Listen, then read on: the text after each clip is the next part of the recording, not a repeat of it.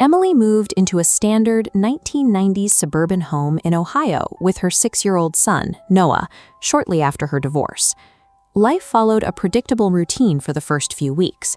The house felt normal, and the move seemed like a successful fresh start. That normalcy ended at 8 p.m. on a Tuesday. While Emily was downstairs, the baby monitor emitted a burst of static, followed by a man's voice clearly stating, "He's awake." Emily immediately ran to the bedroom. She found Noah fast asleep and the room entirely empty. There was no one in the hallways and no sign of an intruder. She looked for a logical explanation. Many older baby monitors use unsecured radio frequencies, making it possible for a receiver to catch stray signals from a neighbor's house, as shown in this diagram. Relying on these technical rationalizations provides a temporary sense of security. It allows an intrusion to continue under the guise of a glitch, leaving the residents exposed while they search for a hardware fix. 2 nights later, the anomalies moved closer. The audio was no longer a distant, grainy broadcast. It sounded like someone was whispering directly into the microphone.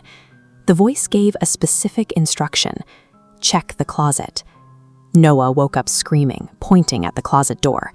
When Emily opened it, she found the space empty, but the clothes hanging inside were swaying, as if someone had pushed through them. Noah's behavior changed instantly. He began describing a tall man who stood in the corner of his room at night, watching him. The entity was now manifesting physically, moving objects and making its presence known to the child in the dark. To find out what Noah was seeing, Emily checked the monitor's history. The device features an automatic motion detection trigger, capturing short clips of any movement in the room.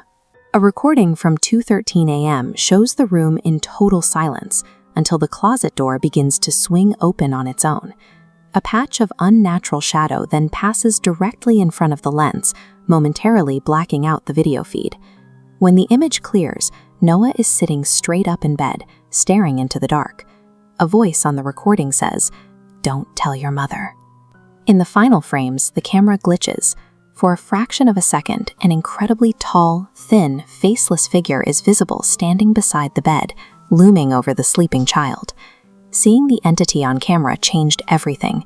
Emily and Noah moved out of the house in less than a week, leaving the lease behind. Captured video evidence removes the luxury of doubt. Once the threat is documented and visible, the priority shifts from understanding the phenomenon to escaping it. A neighbor later revealed that the previous owners also had a young son who claimed to hear voices at night. That child described the exact same sequence of events: a man in the closet who spoke to him while he tried to sleep. The situation culminated when the boy was found in the backyard, refusing to go back inside because the entity strictly told him he was no longer allowed to sleep in the house. This timeline shows the pattern. 1 month after the boy's warning, the family vanished.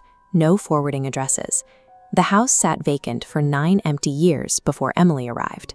The entity waited a decade for a new family.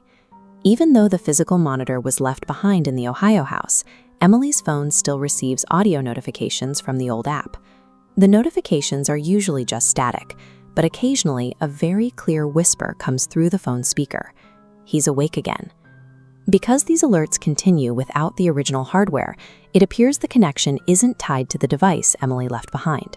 The haunting has moved from the physical house to the digital account she uses to monitor her son, following them